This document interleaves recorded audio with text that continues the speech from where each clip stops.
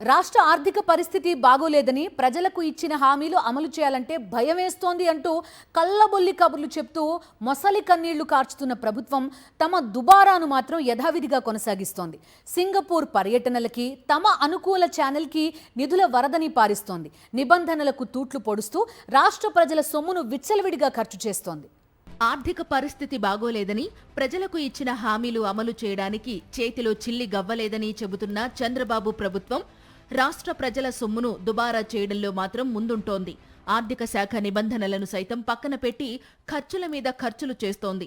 Publicity పిచ్చితో ఎలివేషన్ల కోసం కోట్లాది రూపాయల ప్రజాధనాన్ని తన అనుచర గణానికి, అనుకూల మీడియాకి ధారపోస్తోంది. ప్రభుత్వ నిధులనే కాదు, ప్రభుత్వ భూములను సైతం అనుకూల మీడియాకు కారు చౌకగా కట్టబెడుతోంది. వైజాగ్లో ఏబిఎన్ ఆంధ్రజ్యోతి మీడియాకు విలువైన భూములను కట్టబెట్టింది కూటమి ప్రభుత్వం. ఈనాడు మీడియాకు సైతం భారీ స్థాయిలో ఐఎన్పిఆర్ నుండి యాడ్స్ ను కట్టబెడుతోంది. పెద్ద పెద్ద కార్పొరేట్ కంపెనీలు పనులు మొదలు పెట్టకపోయినా సరే మొబిలైజేషన్ అడ్వాన్సుల పేరుతో 100 కోట్లు అడ్వాన్సుగా ఇస్తున్న చంద్రబాబు ప్రభుత్వం, పార్టీ నేతలకు సంబంధం ఉన్న బిల్లులు పెండింగ్లో లేకుండా చూస్తున్న ప్రభుత్వం, చిన్న చిన్న కాంట్రాక్టర్ల విషయంలో మాత్రం డబ్బులు లేవంటూ వారి బిల్లులను పెండింగ్లో పెడుతోంది.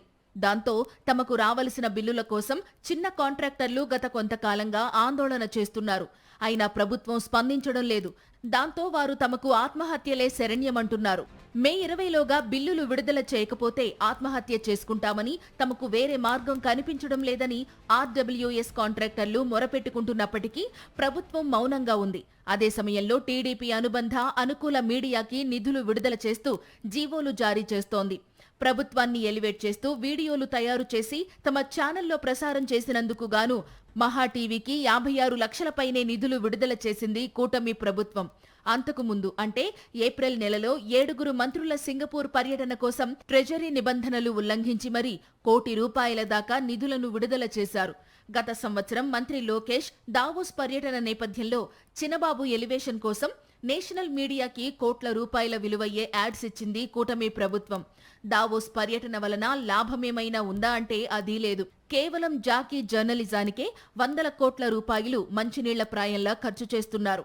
ప్రతిపక్ష వైఎస్సార్సీపీ నేతల మీద తప్పుడు రాతలు రాస్తున్నందుకు గాను ఎల్లో మీడియాకు కోట్లాది రూపాయల్ని ప్రకటనల రూపంలో దోచిపెడుతున్నారని సీఎం చంద్రబాబు పాలనపై వైఎస్సార్సీపీ నేతలు విమర్శలు గుప్పిస్తున్నారు. అయినా ప్రభుత్వానికి చీమ కుట్టినట్టు లేదు. విశాఖపట్నంలో ఏబిఎన్ ఆంధ్రజ్యోతికి అత్యంత విలువైన స్థలాన్ని కారు చౌకగా అందించిన చంద్రబాబు టీవీ5 చైర్మన్ బిఆర్ నాయుడికి టీటీడీ చైర్మన్ పదవి కట్టబెట్టింది. ఈనాడు సంస్థకు యాడ్స్ రూపంలో లబ్ధిని చేకూరుస్తోంది. క్విడ్ ప్రోకో విధానాన్ని అమలు చేస్తూ ప్రజాధనాన్ని విచ్చలవిడిగా ఖర్చు చేస్తోంది కూటమి ప్రభుత్వం. మరొక పక్క రాష్ట్రాన్ని అప్పుల కుప్పగా మారుస్తూ 2 ఏళ్లు గడవకుండానే ఇప్పటికే ₹3,62,000 కోట్ల పైగా అప్పులు చేశారు. రోజుకు 500 కోట్లు, నెలకు 15,000 కోట్ల అప్పులు చేస్తున్న ప్రభుత్వం సంక్షేమాభివృద్ధికి మాత్రం నిధులు లేవని అంటోంది. అయిన వారికి దోచిపెట్టడానికి మాత్రం ఏమాత్రం సందేహించకుండా నిర్ణయాలు తీసుకుంటూ రాష్ట్రాన్ని అధోగతి పాలు చేస్తున్నారు కూటమి పాలకులు.